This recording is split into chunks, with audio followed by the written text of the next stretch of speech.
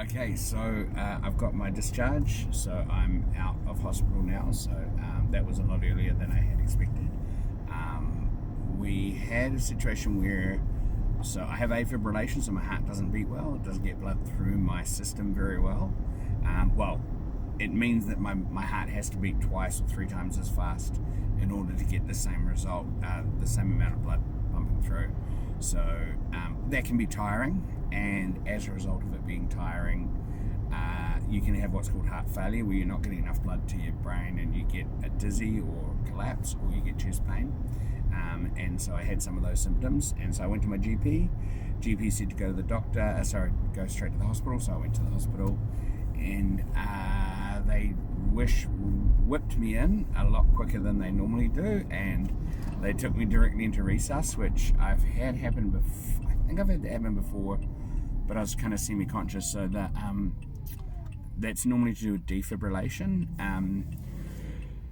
But when I have defib, they have issues with it restarting, so it will stop, and then it's supposed to, like, just like in the movies, they give you the paddles, except they put stickers on you to restart.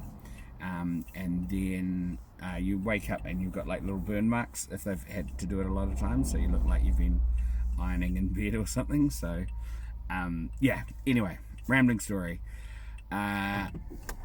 Since the last, I think it was about 3 or 4 weeks ago, I was in hospital. I generally tend to what's the word, like I'll downplay it. I'm not doing it on purpose, I'm just being I guess a little bit toxic masculinity, or whatever they call it, and I'm just sort of, there's only a certain amount of stuff that the doctors can do, and so if I just feel like trying to sleep it off, I'll give that a crack.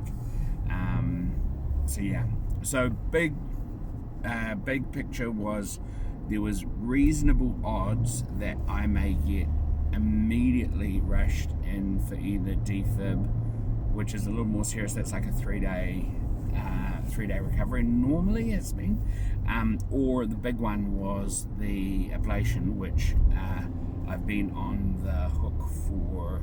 There've been a couple of times, which that's the operation I've been waiting for about 3 years for, but was too big for.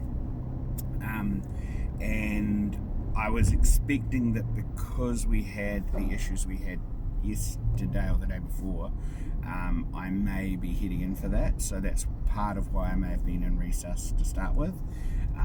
Once we got the monitoring on, we took the bloods. We don't have any evidence of a heart attack, so it would have just been heart, which I understand is failure. One of the things that's really hard to deal with all of these things is I try and be really factual, and it's as best as I understand it, and the doctors generally give me a lot of credit for understanding it and articulating, and being quite active in my treatment plan as well. So but I don't know shit, like I'm not an expert, so if anyone ever sees or hears that, I've got a lot of medical friends, so anytime I've said anything, if I've misunderstood things, definitely let me know. And so anyway, big long rambling story. There's a doctor's strike on at the moment as well, so I did say, look, I'm fine to go home. I think the earlier doctors were more keen to keep me in for longer, probably till Sunday or Monday. But honestly, I get a bit of sleep at home. I've got things set up so I can just rest. I'm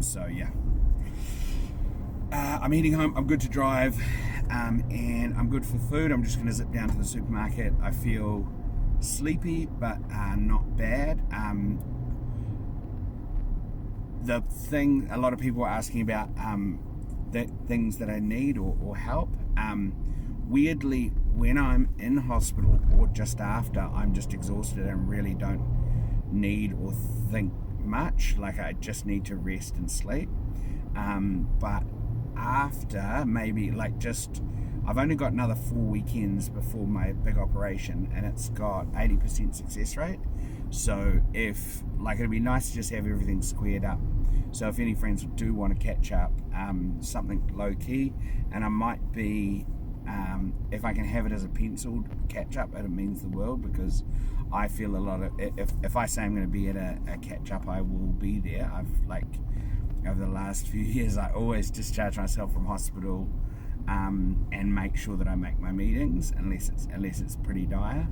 And so, but for the next month, if we make a booking, it'll have to be penciled and casual. So yeah, long rambling story. So if you made it this far, thanks for listening to my TED talk. But yeah, I'm feeling okay. Emotionally, I feel okay. Socially, I feel okay, I guess. And physically, I'm just exhausted. So all good. Chest pain's gone. I'm not feeling dizzy, just tired. So I'll sleep it off.